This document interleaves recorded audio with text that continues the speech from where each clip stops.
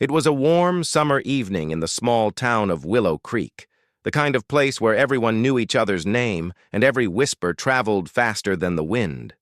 On the surface, life seemed perfect: manicured lawns, white picket fences, and families that smiled at church on Sundays. But behind one of those pretty little houses lived a woman whose story would become one of the darkest chapters in American true crime history. Her name was Ruth Holloway, and by the time the truth came out, 8 men would be dead, all of them her husbands. Ruth wasn't the kind of woman people suspected. She wasn't the femme fatale you see in movies, draped in red silk and smoking a cigarette in some dimly lit bar. No, Ruth was different.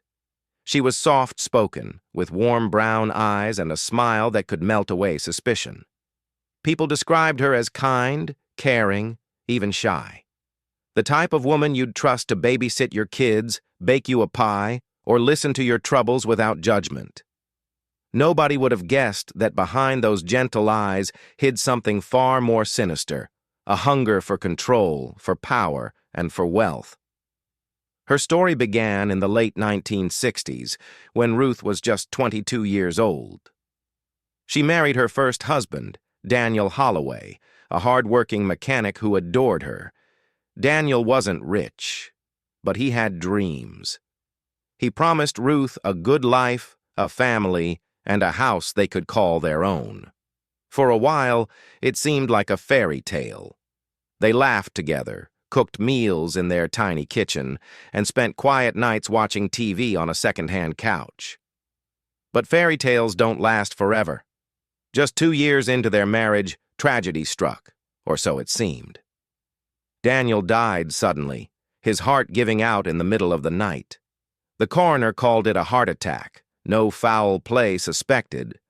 Ruth, just 24, was a widow. People felt sorry for her. They brought casseroles, hugged her at the funeral, and whispered about how cruel life could be to such a sweet young woman. But here's the thing. Daniel was healthy. No history of heart problems. His friends remembered him as strong, always joking, never sick a day in his life. So why did his heart just stop? Nobody asked the question out loud. After all, Ruth was grieving, wasn't she? Crying into tissues, wearing black, looking fragile as glass. And then came the insurance payout. Small, but enough to set Ruth up comfortably for a while. People shrugged it off. Daniel was a good man who wanted his wife taken care of. No one saw it as a red flag. Not yet. 2 years later, Ruth married again. This time, a man named William Carter, a gentle soul who ran the local hardware store. He was older than Ruth by almost 15 years, but she didn't seem to mind. To outsiders, it looked like she wanted security, someone to protect her after such a tragic loss. People even admired her for finding happiness again. But William didn't last long either. Barely 3 years into the marriage, he died in what police called a tragic accident. He'd fallen down the basement stairs late at night, broke his neck instantly. Ruth said she found him lying at the bottom, blood pooling around his head, his lifeless eyes staring up into the darkness. Her screams woke the neighbors, and soon the whole street was filled with flashing lights and murmurs of disbelief. The town mourned with her again. Poor Ruth. How could anyone be so unlucky? 2 husbands gone before she even turned 30. People said God must have cursed her, or maybe she was just one of those people tragedy followed like a shadow. But what nobody noticed, at least not yet, was how calm Ruth always seemed after the funerals. Sure, she cried in public, wiped her eyes with a handkerchief, but those who got a glimpse of her when she thought no one was watching swore they saw something else in her face. Something cold. Something satisfied. Years passed. Ruth moved to a new town, started a new life, and married again. Then again, and again. By the time she hit 40, Ruth Holloway had buried 4 husbands, each death more bizarre than the last. One drowned during a fishing trip. Another died after eating mushrooms Ruth had picked on a nature walk. Poisonous mushrooms, the coroner said, though no one could prove Ruth knew what they were. And yet, each time, she played the role of the grieving widow so well, so convincingly, that no one questioned her. Not until the fifth husband. His name was Thomas Reed, and he was different. He wasn't naive, and he wasn't weak. Thomas was sharp, a businessman who'd made his fortune in real estate. He'd seen the world, met all kinds of people, and he didn't trust easily.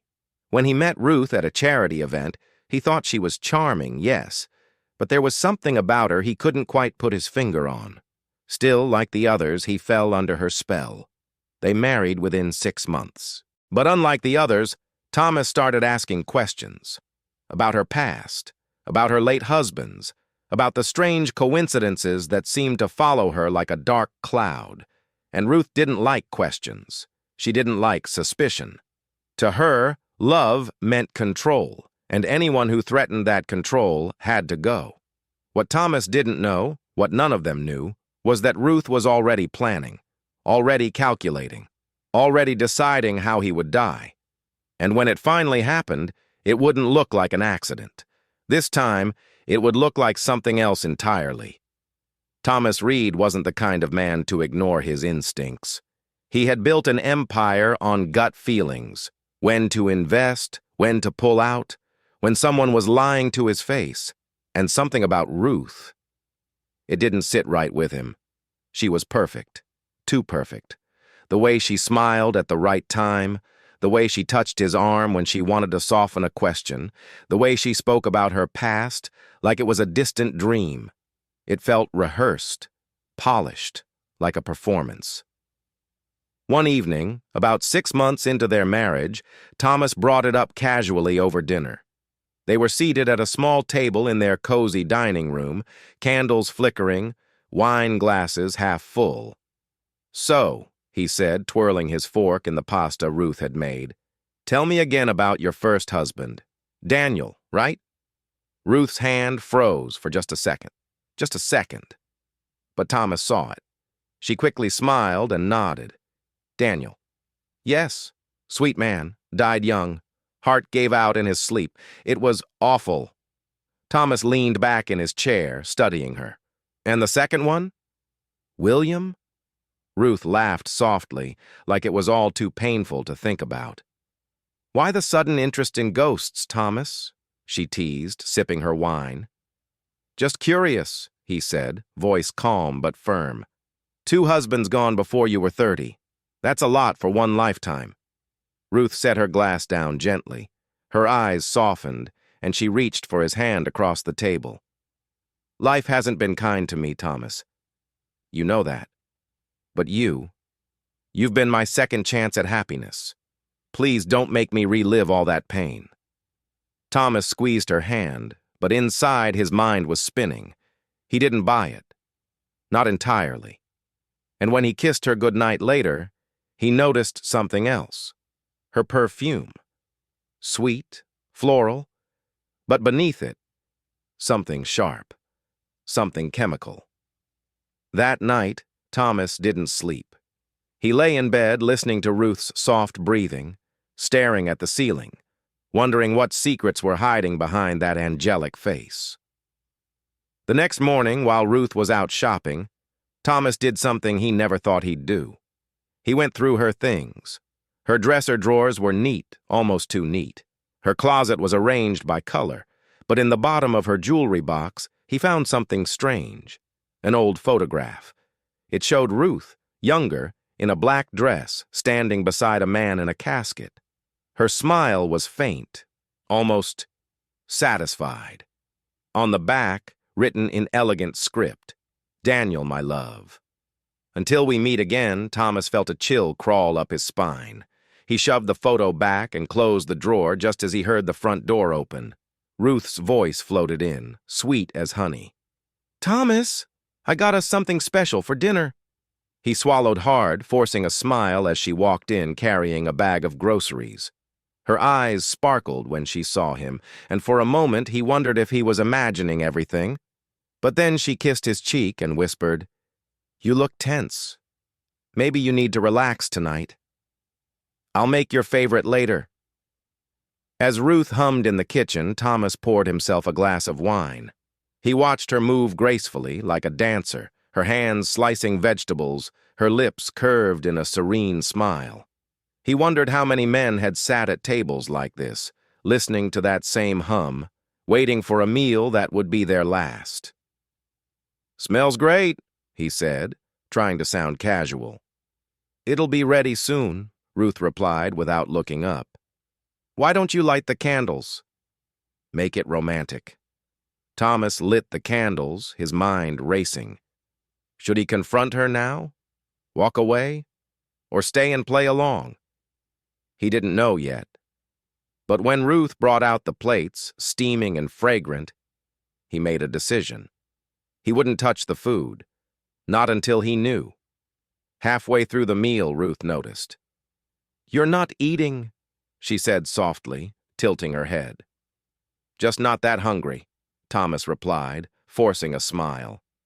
Ruth's gaze lingered on him, her expression unreadable. Then she smiled and picked up her fork. "Well, more for me." Thomas excused himself to the bathroom and pulled out his phone. He snapped a quick photo of the plate and sent it to a friend, an old buddy in law enforcement. "Need a favor. Get this tested. Urgent." When he returned, Ruth was sipping wine, her eyes glimmering in the candlelight. "Everything okay?" she asked sweetly. "Perfect," Thomas lied, sitting back down. The next few days were tense. Thomas pretended everything was normal. Kisses in the morning, polite chatter at dinner, even a weekend trip Ruth suggested to a lakeside cabin. But inside, he was on edge, waiting for his friend to call. And when the call finally came, it changed everything. "Tom," his friend said, voice low, "we ran the test. That plate you sent? The food had traces of digitalis. That's a heart medication in high doses. It can stop your heart cold." Thomas felt the blood drain from his face. "So she's trying to kill me," he whispered. "Looks that way," the friend replied. "You need to get out of there, Tom." Now. But leaving wasn't that simple. Ruth was always there, always watching. And the more Thomas pretended, the more he realized. She suspected something. One night, as they sat by the fire at the cabin, Ruth leaned her head on his shoulder. Her voice was soft, almost a whisper. "You've been distant lately, Thomas. Is there something you're not telling me?"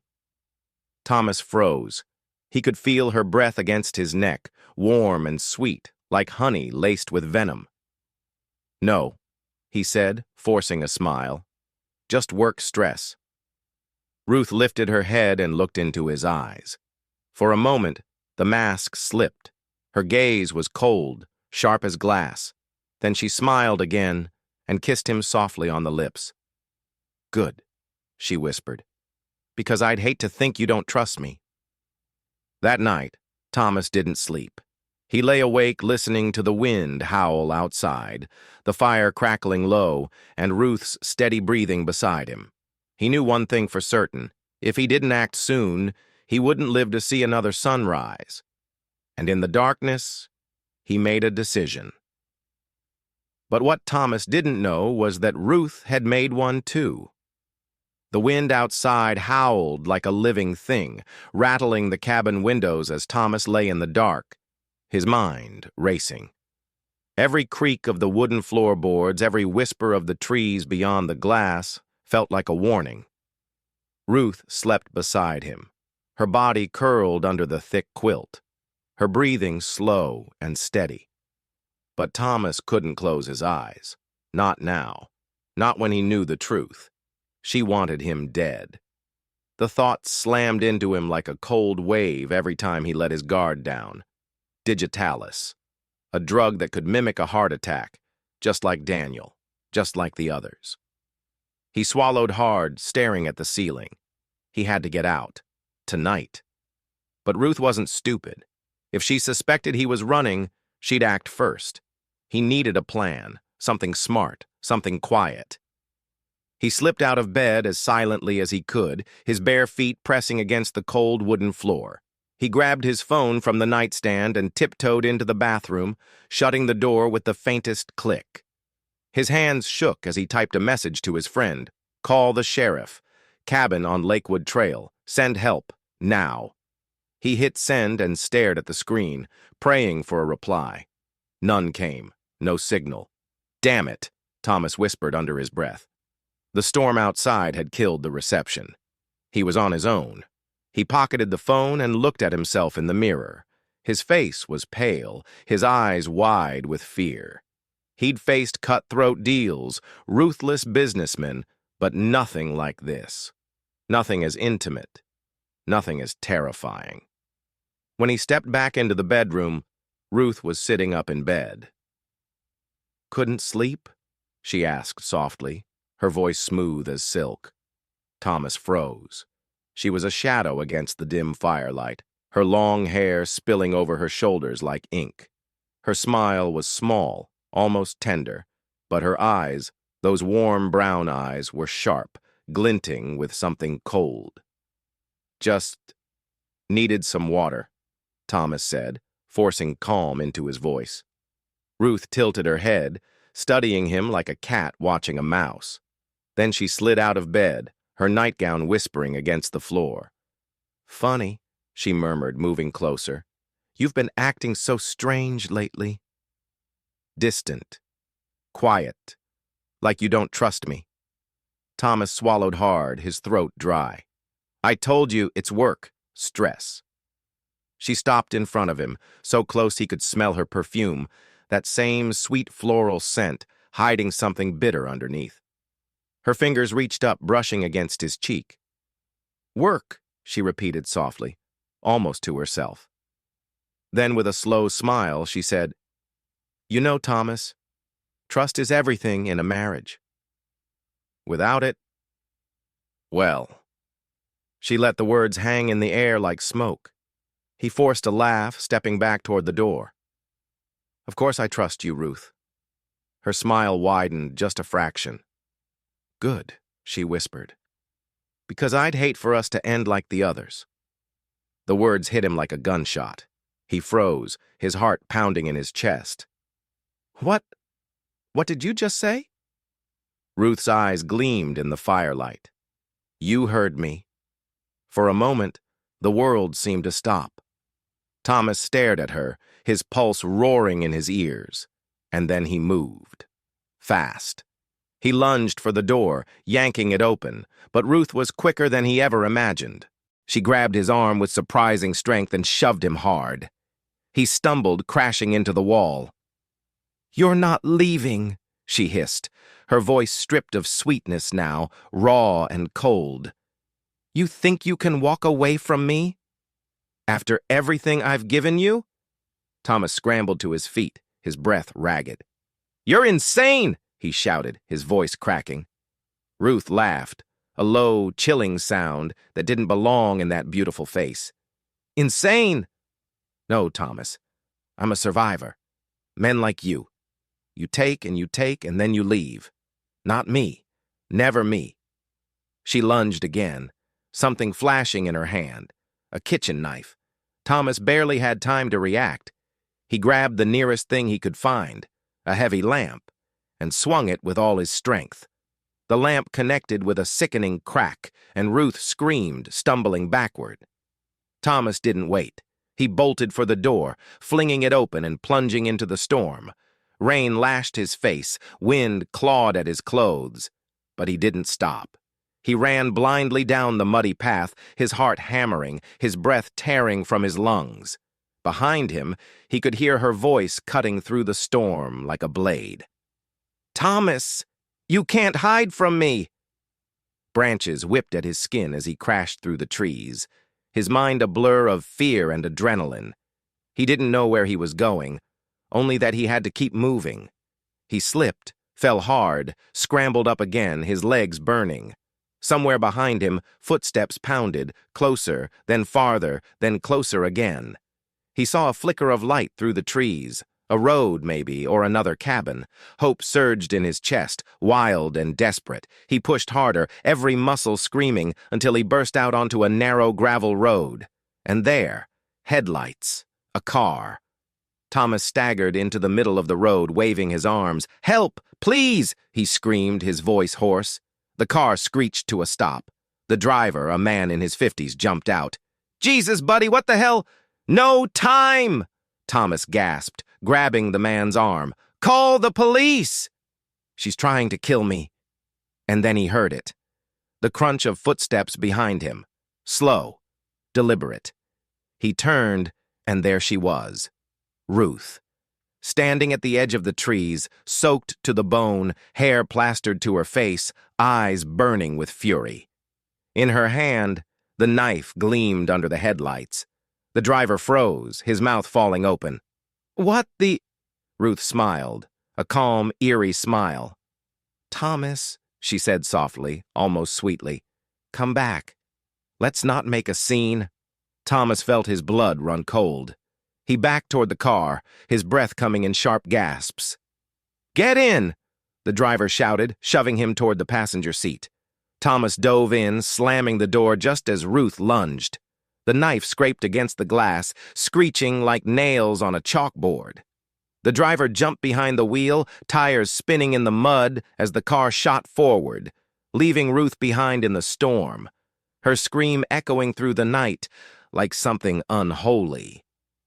Thomas collapsed against the seat, shaking, drenched, his heart pounding so hard it hurt. But even as the car sped away, even as the lights of the cabin vanished in the rearview mirror, Thomas knew one thing for certain. This wasn't over. Not by a long shot. Because women like Ruth Holloway didn't give up. They hunted. And now, she would hunt him.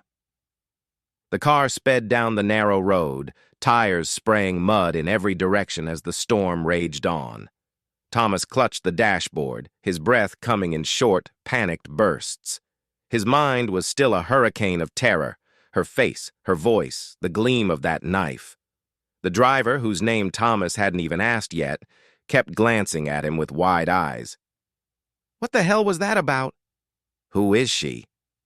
"My wife," Thomas panted, running a trembling hand through his wet hair. She tried to kill me." The man let out a low whistle. "Damn! Guess you're not the honeymoon type." "This isn't a joke," Thomas snapped, his voice breaking. "She's done this before." My God, I should have seen it coming. All right, calm down," the man said, his hands gripping the wheel tightly. "There's a sheriff's station about 15 minutes out. We'll get you there." Thomas nodded, his pulse still pounding in his ears. 15 minutes, just 15 more minutes, and he'd be safe. He sank back in the seat, trying to steady his breathing. But deep down, he knew better. Ruth wouldn't just let him go. "She'll come after you." The thought crawled into his mind like a parasite. She won't stop. She never stops. He turned to the driver. "Listen, if anything happens, if she catches up—" "She won't," the man said firmly. "We'll make it." But just as the words left his mouth, a pair of headlights appeared in the rearview mirror. Bright. Close. Thomas's stomach dropped. "That's her." The driver looked. His face went pale. "How the hell—" The headlights grew larger, glaring like eyes in the dark. Then the car behind them surged forward, closing the distance fast. "Hold on!" the driver barked, slamming his foot on the gas. The engine roared, the speedometer climbing. Rain hammered the windshield, wipers thrashing, the storm turning the road into a slick ribbon of danger. Thomas twisted in his seat, staring at the car behind them. Through the rain-smeared glass, he could see her, Ruth, her hair wild, her face lit by the dashboard glow, her eyes locked on him like a predator. She was smiling. "Oh, God," Thomas whispered. "She's not stopping." The car behind them rammed their bumper. The impact jolted Thomas forward, his seatbelt cutting into his chest. "Hang on!" the driver shouted again, fighting the wheel. Another hit, harder this time. Metal screamed against metal. The car fishtailed, tires struggling for grip. "She's going to kill us both!" Thomas yelled. "Not if I can help it!" The driver swerved sharply, trying to shake her off, but Ruth stayed glued to them, relentless. Thomas's mind spun. There was no reasoning with her, no mercy. She would chase them until the road ended, or until one of them was dead. Then, up ahead through the sheets of rain, Thomas saw it, a sharp curve winding around a cliffside. His blood ran cold. "Watch the turn!" he shouted. The driver gritted his teeth, slowing just enough to keep control. But Ruth didn't. She slammed into them again, harder than before. The car skidded, tires screaming, and for a terrifying second Thomas thought they were going over the edge. But the driver wrestled it back, the car hugging the curve by inches. Behind them, Ruth swerved wildly, her tires spitting gravel, but she stayed on the road. Still coming, still hunting. "Where the hell is that station?" Thomas gasped. "2 more miles!" the driver yelled over the roar of the storm. "We'll make it!" But Ruth wasn't giving up. She rammed them again, this time sending the car lurching sideways. The driver fought to straighten it out, his knuckles white on the wheel. Then, blessedly, through the rain, Thomas saw flashing lights ahead, red and blue, cutting through the darkness like salvation. "There!" he cried. "There!" The sheriff. The driver hit the horn, blaring it as they barreled toward the station. Deputies spilled out onto the porch, guns drawn, shouting orders as both cars screeched into the gravel lot. Thomas flung the door open before the car had even stopped, stumbling into the rain. "Help! She's trying to kill me!" he screamed, pointing at Ruth's car as it skidded to a halt just feet away. Sheriff Daniels, a broad man with a stern face, strode forward, his gun leveled. "Ma'am! Step out of the vehicle! Hands where I can see 'em!" Ruth sat perfectly still for a moment, her hands resting calmly on the wheel. Then she smiled, slowly, sweetly, and she stepped out into the rain like she had all the time in the world. "Officers," she said, her voice honey smooth, even as the storm drenched her nightgown, clinging to her like a second skin.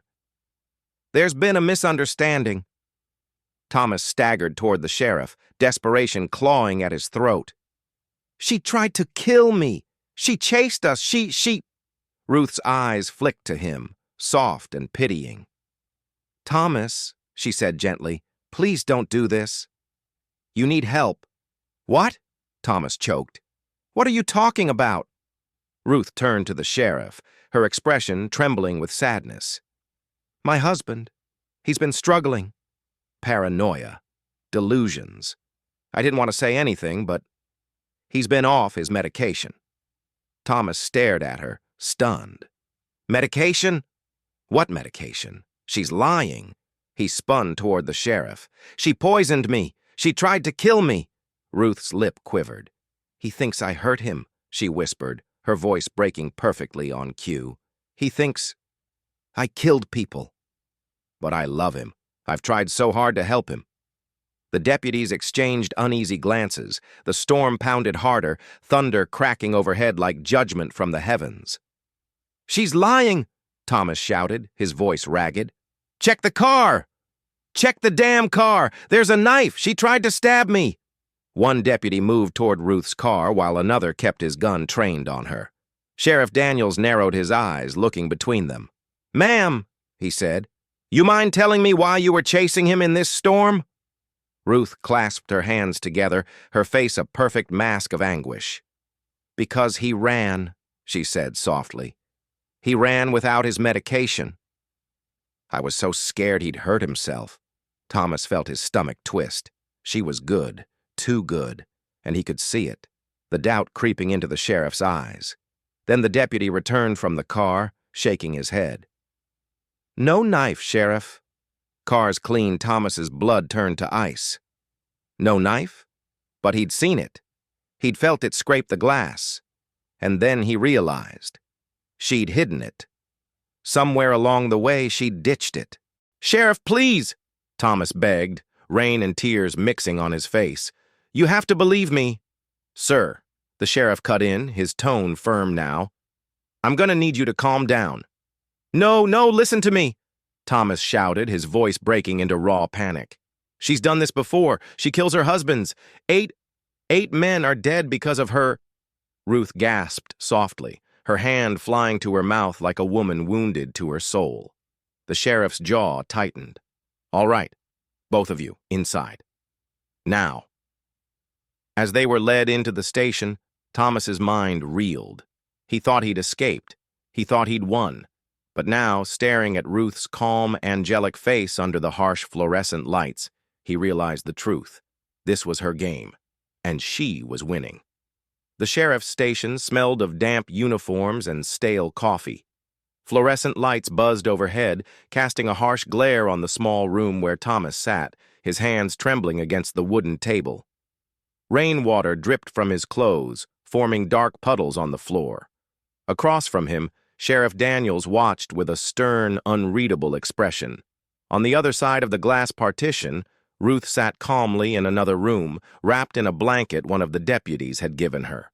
Her wet hair framed her face like a halo, her eyes wide and glistening as if she'd been crying, though Thomas knew better. That was her weapon. Not knives, not poison. It was that look, innocent, fragile, the kind of look that made men want to protect her. Start from the top, Sheriff Daniels said finally, his voice slow and deliberate. Tell me what happened. Thomas swallowed hard. His throat felt like sandpaper. She tried to kill me, he said, the words ripping out of him raw and desperate. My wife, Ruth, she's a murderer. She's killed before. All her husbands, 8 men. She poisoned me. She chased me with a knife. If that driver hadn't stopped... The sheriff raised a hand, cutting him off. All right. You're saying your wife is a serial killer? That she's murdered 8 men? Yes. Thomas slammed his palm on the table, his voice cracking. Yes. Look into her past. Daniel Holloway, heart attack. William Carter, fell downstairs. 2 more drowned, another accidental poisoning. She makes it look natural, like bad luck, but it's her. It's always her. Sheriff Daniels leaned back, his heavy chair creaking. That's a hell of a claim, mister. Reed. It's not a claim, it's the truth, Thomas shouted. The sheriff studied him for a long moment, then stood and walked toward the door. Wait here. Thomas's heart pounded as the sheriff stepped into the hallway. Through the glass, he could see Ruth glance up as Daniels entered her room, her lips curved in the faintest smile when their eyes met. Thomas felt it like a knife to the gut. He strained to hear through the glass, but their voices were muffled. Still, he could read Ruth's face, the sadness in her eyes, the way her shoulders trembled as she spoke. She was playing the part perfectly. After what felt like hours, the sheriff returned. He closed the door behind him and sat across from Thomas, folding his thick arms on the table. Mister Reed, he said slowly, your wife tells me you've been under a lot of stress lately. Business problems, sleepless nights. She says you stopped taking your medication 2 weeks ago. Thomas blinked. What medication? I'm not on medication. Daniels raised an eyebrow. She says you were prescribed something for anxiety last year. That you've been unstable since you stopped. That's a lie, Thomas shouted, his voice breaking. She's lying. You can't believe her. The sheriff's face hardened. Calm down, sir. No! Thomas slammed both hands on the table, standing so fast the chair clattered behind him. You don't understand. She's setting me up. That's what she does. She manipulates. The door burst open, and a deputy stepped in, his hand resting on his holster. Everything okay in here? Daniels nodded toward the chair. Sit down, mister. Reed Thomas stared at him, chest heaving, then slowly lowered himself back into the seat. His hands shook uncontrollably. Listen to me, he said, his voice dropping to a desperate whisper. Check her background. Dig into her past. You'll see I'm telling the truth. Daniels studied him for a long moment. Finally, he stood and motioned to the deputy. "Get him some dry clothes." "We'll sort this out in the morning." "In the morning." Thomas shot up again. "No, no, you can't leave me here. She'll—" Daniels's gaze hardened. "Sit down." Thomas sank back, his head in his hands, as the deputy led Ruth past the glass wall. She looked at Thomas, her lips curling in the slightest smile. So small, so quick. Only he could see it. And in that moment, Thomas understood something that chilled him to the bone. She'd already won. Hours later, the storm had passed, but the tension in the station was thick as fog. Thomas sat on the edge of a narrow cot in a holding cell, still damp, his mind spiraling. He could hear the murmur of voices from the main office, the occasional burst of laughter. He wanted to scream at them all, tell them they were making a fatal mistake. Then, soft footsteps. He looked up, and there she was, Ruth, standing outside the bars, her blanket draped around her shoulders like a cloak. A deputy lingered nearby, watching but not interfering. "Hello, Thomas," she said softly. Her voice was sweet as sugar, almost tender. Thomas shot to his feet, gripping the bars. "You lying witch! Tell them the truth!" Ruth tilted her head, her expression full of pity. "The truth?" she whispered. "Oh, Thomas, you really are sick." "I'm not sick," he snarled, shaking the bars. "You poisoned me. You chased me with a knife." Her lips curled into the faintest smile. "Did I?" she murmured. "Or is that just what your mind told you?" His stomach knotted. "They'll find out," he hissed. "They'll dig into your past. They'll see what you've done." Ruth stepped closer, her eyes glimmering in the dim light. "Maybe," she said softly. "But by then, you'll be gone." Thomas froze. "What does that mean?" Ruth smiled, slow, cold, deadly. "You're in a cell, Thomas. Alone, scared, and so very unstable. They'll believe anything I tell them. His blood ran cold." "You can't." "Oh, I can," she whispered, her fingers brushing the bars like a lover's touch. "You've played your part perfectly. The paranoid husband, the wild accusations, all that's left is the ending." She leaned in so close, he could feel her breath. "And you know how I love a good ending." Then she turned and walked away, her heels clicking softly on the tile. Thomas gripped the bars until his knuckles went white, his heart pounding in his throat. He knew then what she meant. She was going to kill him, and this time, no one would ever know. The night inside the cell was endless. The hum of the fluorescent lights above mixed with the distant rumble of thunder outside. Thomas sat on the cot, his head in his hands, every muscle taut with fear. He could still hear Ruth's voice in his head, soft and deadly, promising an ending he wouldn't see coming. He paced the tiny space, his mind racing. He had to get out. He had to warn someone, anyone. But how? Daniels didn't believe him. The deputies thought he was unhinged. Ruth had woven her web perfectly, and he was tangled deep inside it. Footsteps echoed in the hall, slow, measured. He froze, straining to listen. Then a familiar silhouette appeared, a deputy holding a tray. Dinner. The metal door groaned open, and the deputy slid the tray inside. "Eat something, Reed," the man said, his voice flat, bored. Thomas glanced down at the plate, mashed potatoes, green beans, and a glass of water. His stomach twisted. He didn't trust it. Not after everything.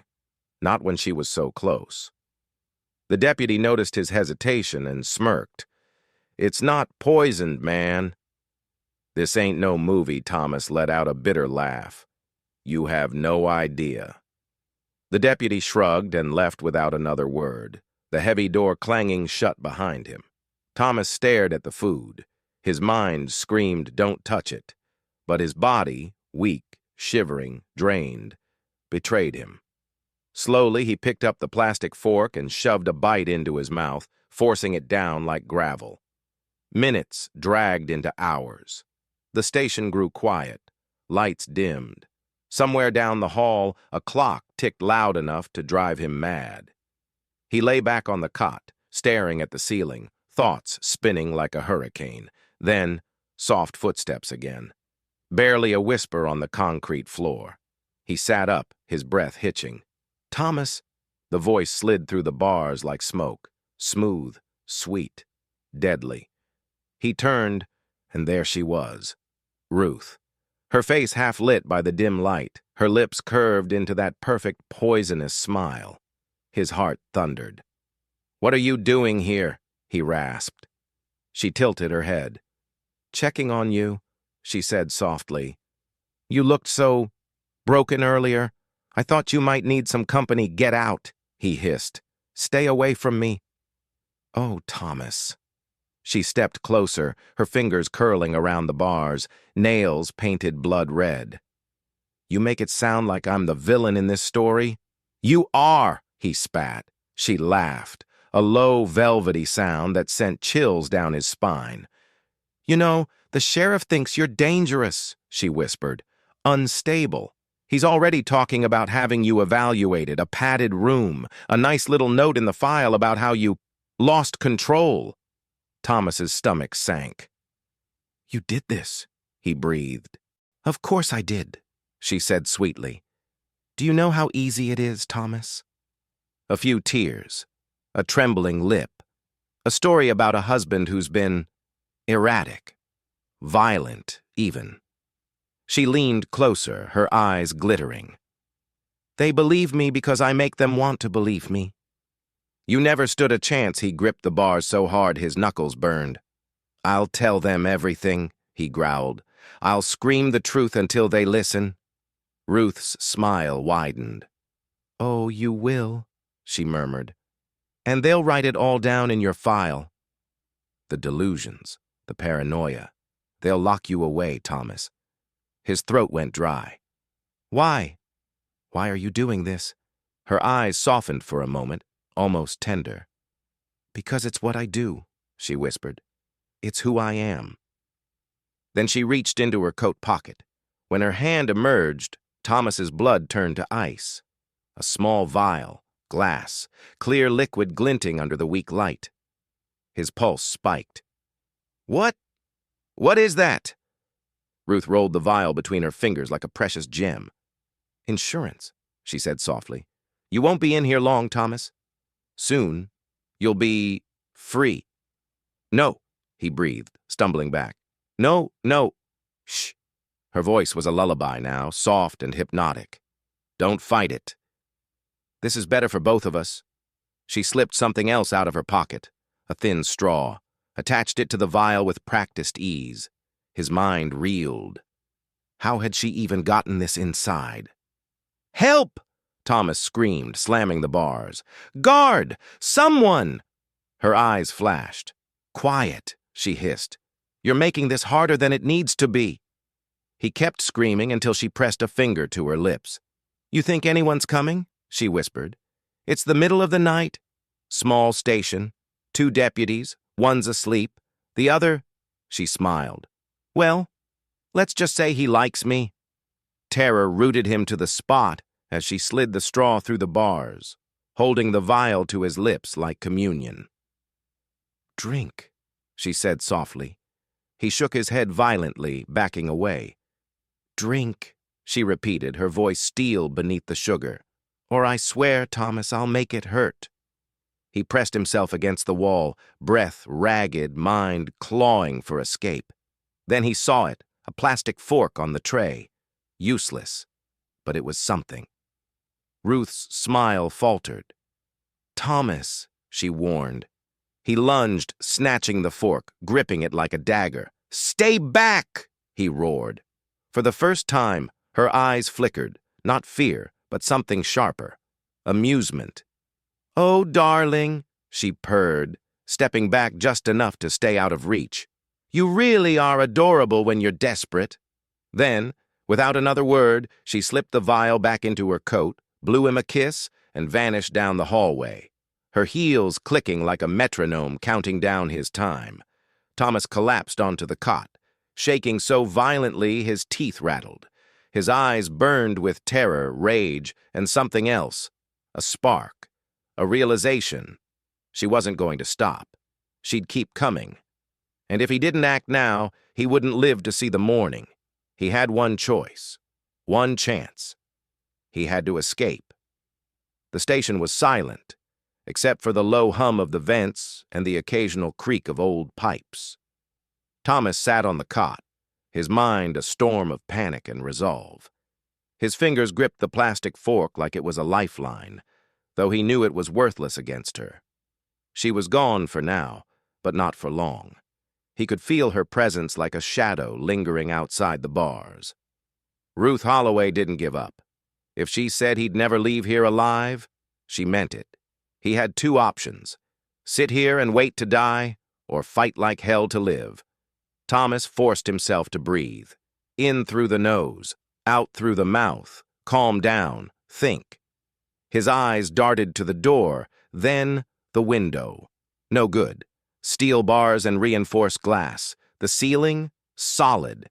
The only way out was through that door, which meant keys, which meant a guard. A plan began to form, shaky and desperate. He'd have to create a distraction, something big enough to bring someone running. Then, what? Take the keys? Knock them out? He didn't know. But he knew one thing for certain. If Ruth walked through that door again, it would be over. He rose to his feet and began pacing, scanning every inch of the cell for something useful. The tray, the plate, the water glass. He picked it up, running his thumb along the edge. Thick, cheap plastic. No chance of breaking it into a weapon. He swallowed hard and muttered to himself, "Think, Thomas. Think then. An idea. Fire. Not real fire, but the illusion of it. If he could smoke the place up." He grabbed the thin mattress off the cot and dragged it to the center of the cell.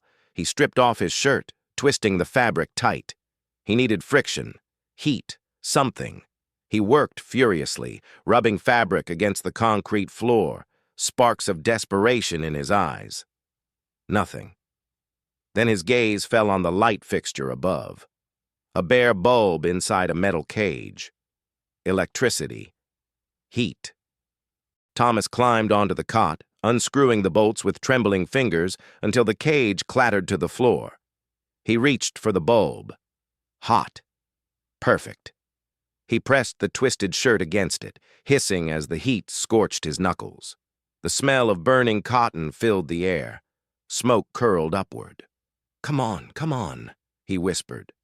The smoke thickened, darkening the corners of the cell. His lungs burned, but relief surged through him.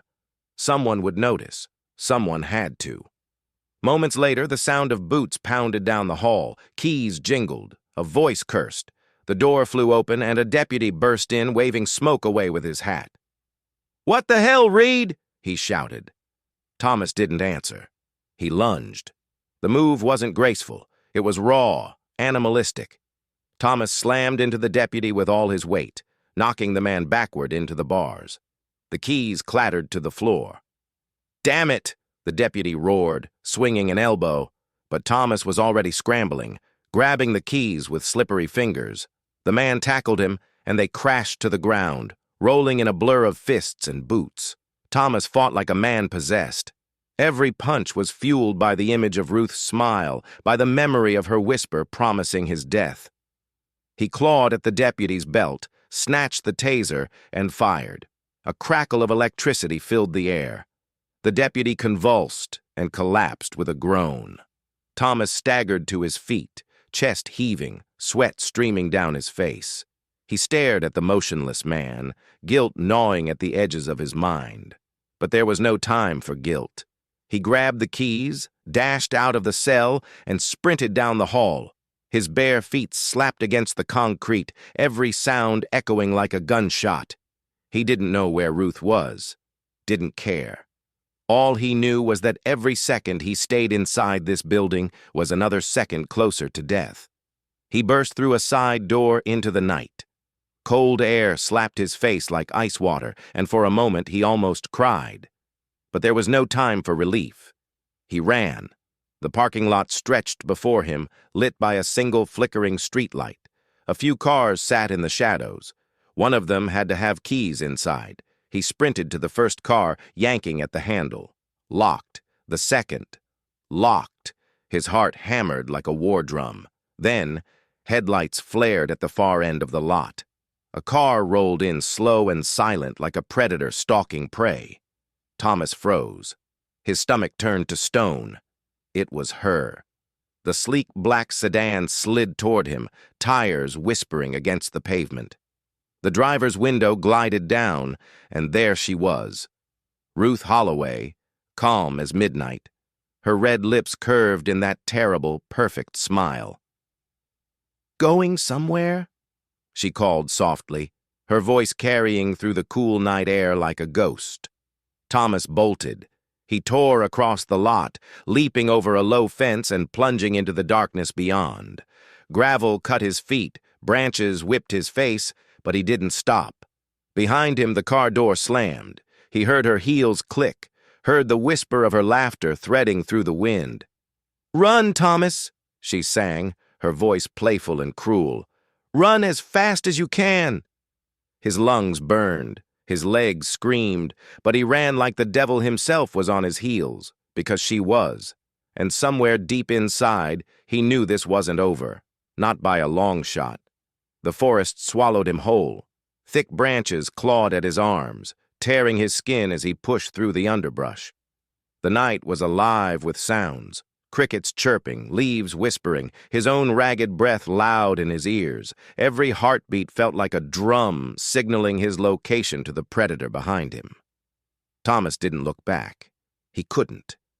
He knew if he saw her, if he saw that smile in the moonlight, it would break him. He stumbled over a root, crashing to the ground. Pain shot up his leg, but he forced himself up, limping forward. His mind screamed one thought over and over. "Keep moving, keep moving." Somewhere behind him, faint but clear, came the crunch of leaves. Slow, measured, almost graceful. Ruth Holloway wasn't running. She didn't need to. She knew the woods like the back of her hand. And Thomas? He was just a rabbit running deeper into the snare. He pushed on, lungs burning, legs trembling. Then, up ahead, a glimmer of light through the trees. A cabin? A house? He couldn't be sure, but it was hope, and hope was everything. He staggered toward it, every step a war against exhaustion. When he finally broke through the tree line, he collapsed to his knees. The structure wasn't a house. It was an old hunting cabin, weathered and leaning like it might fall any second. Windows boarded up, door hanging on one hinge. But it was shelter, and that was enough. Thomas crawled inside, the smell of rot and dust choking him. Moonlight slipped through cracks in the boards, painting stripes across the filthy floor. A broken chair lay in the corner. A rusted stove crouched against the wall like a forgotten relic. He slammed the door shut and pressed his back against it, clutching the keys he'd stolen like they could protect him. He waited, straining to hear anything over the roar of his pulse. Silence. For the first time since the chase began, he let himself breathe. But peace lasted only a moment. A faint sound drifted through the night air, a melody, soft and haunting. A woman's voice, humming. His blood turned to ice. She was close. Thomas darted to the corner and crouched low, heart hammering. His eyes scanned the room for anything he could use as a weapon. The broken chair, the stovepipe, anything. He grabbed a jagged piece of wood from the chair leg, gripping it like a club. His palms were slick with sweat, the wood biting into his skin. The humming grew louder, closer. Then a voice floated through the cracks. "Thomas." Just his name. Drawn out, sweet and venomous. He bit down hard on his lip, willing himself not to make a sound. The door creaked, slowly, painfully slow. Moonlight spilled into the cabin, and there she was. Ruth Holloway. Her silhouette was framed in silver, her hair gleaming like a black waterfall. She stepped inside, calm, composed. her heels clicking against the rotting wood. In her hand gleamed something metallic, a hunting knife, its edge kissing the moonlight. "Quite a chase," she said softly, as if complimenting him. "You're full of surprises, Thomas." He didn't answer. Couldn't. Ruth tilted her head, her smile curling like smoke.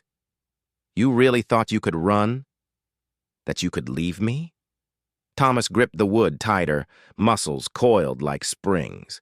She took another step, and another. Her voice dropped to a whisper, silk over steel. 8 men, Thomas. 8 husbands. They all thought they were different. They all thought they were special. She stopped in front of him, so close he could see the reflection of his own terror in her eyes. "You know what I told them?" she murmured. "The same thing I told you. That I loved them." The words slithered into his ears, cold and cruel. Thomas didn't think. He acted. With a roar, he swung the wooden club with every ounce of strength he had left. It connected with a sickening crack, and Ruth staggered back, the knife slipping from her hand. He didn't wait. He lunged for the knife, fingers closing around the handle. His chest heaved, his breath ragged as he rose to his feet, the blade trembling in his grip. Ruth wiped blood from her lip, and instead of rage, she laughed, low, dark.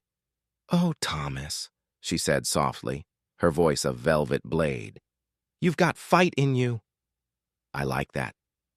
Then she moved. Faster than he thought possible, she lunged, tackling him to the floor. The knife clattered away, spinning into the shadows. Her hands were at his throat, nails biting deep, squeezing the air from his lungs. Thomas thrashed, clawing at her arms, his vision swimming.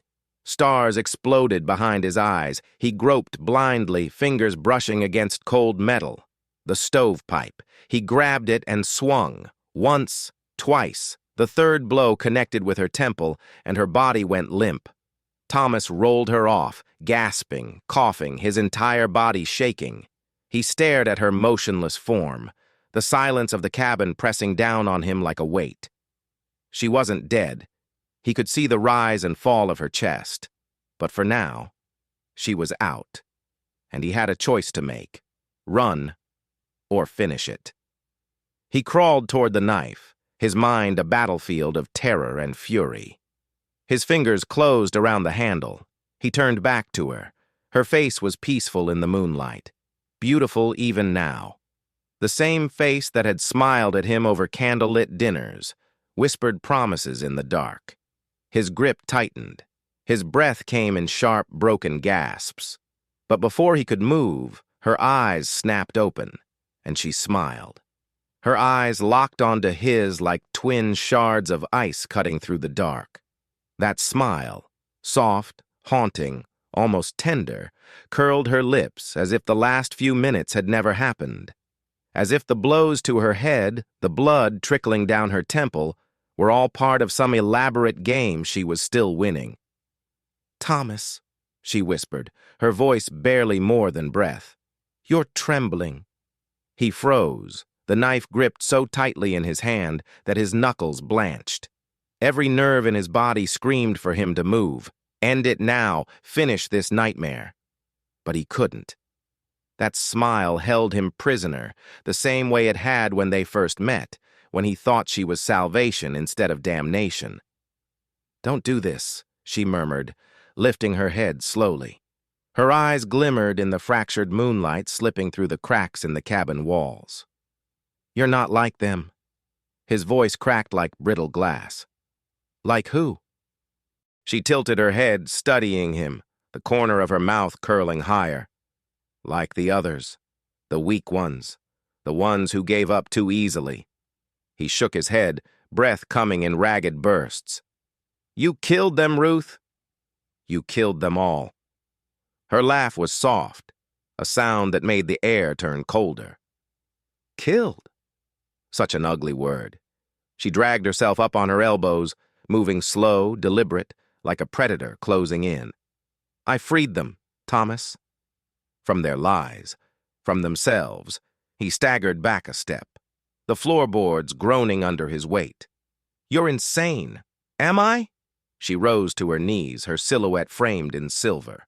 Her voice lowered, silk wrapping around steel. "Tell me something, Thomas." "Before me, what was your life?" The truth, not the story you tell yourself. He didn't answer. He didn't have to. She saw it in his eyes, the emptiness, the failures, the nights drowned in whiskey and regret. She smiled wider, knowing she'd struck the vein. "You were nothing," she said softly. "Invisible, drowning, and then I found you. I gave you meaning. I gave you a reason to breathe." Her tone sharpened like a blade. "And this is how you thank me?" The weight of her words crushed down on him, thick and suffocating.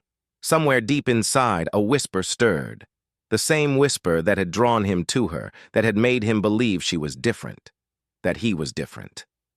He gritted his teeth, shaking it off like poison. "You used me." "No, Thomas," she said, rising to her feet now, slow and steady, her shadow stretching long across the cabin floor. "I loved you." In my own way, her smile darkened, almost tender, almost cruel. "And you loved me too." "Shut up," he hissed, his grip on the knife tightening until the handle bit into his palm. "Or what?" Her voice dropped to a whisper, coiling through the darkness. "You'll kill me?" "Do it then."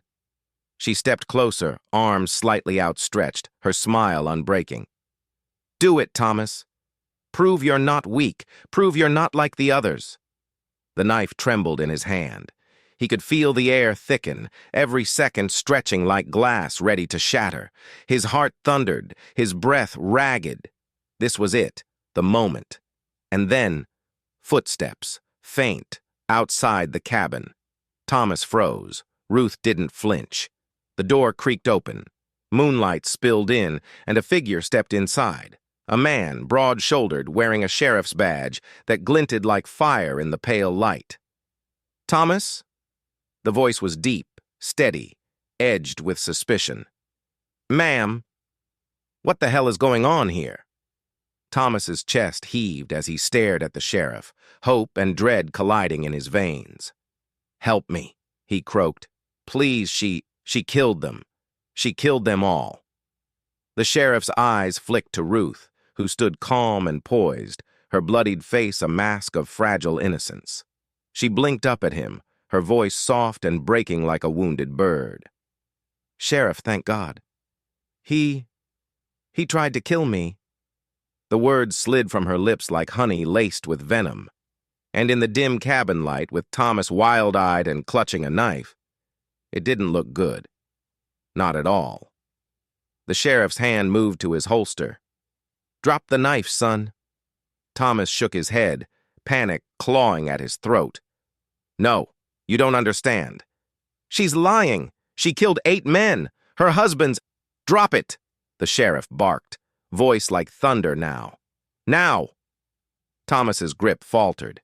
His mind screamed to fight, to run, but his body betrayed him. Slowly, he lowered the knife, the metal kissing the wood with a dull clatter. Ruth's eyes met his, and for a heartbeat, they burned with triumph. The sheriff stepped forward, snapping cuffs around Thomas's wrists. Cold steel bit into his skin as the sheriff pulled him up. "You're coming with me!" "No!" Thomas thrashed, desperation surging like fire. "You're making a mistake! She's the killer! She'll—" "Enough!" The sheriff shoved him toward the door, his grip ironclad. Thomas glanced back, his eyes locking on Ruth one last time. She stood in the doorway, the moonlight crowning her like some dark queen. Her lips curved into that same haunting smile.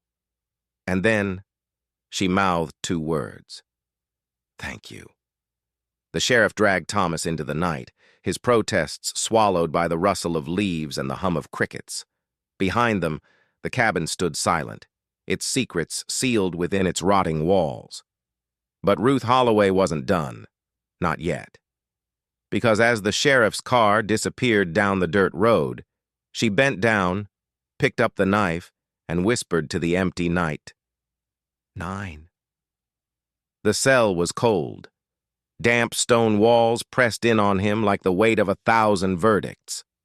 Thomas sat on the narrow cot, his wrists raw from the cuffs that had cut into his skin hours ago. Every sound, the drip of water, the shuffle of boots in the corridor, gnawed at his sanity. He had tried to explain. He had begged, but the sheriff hadn't listened. No one had.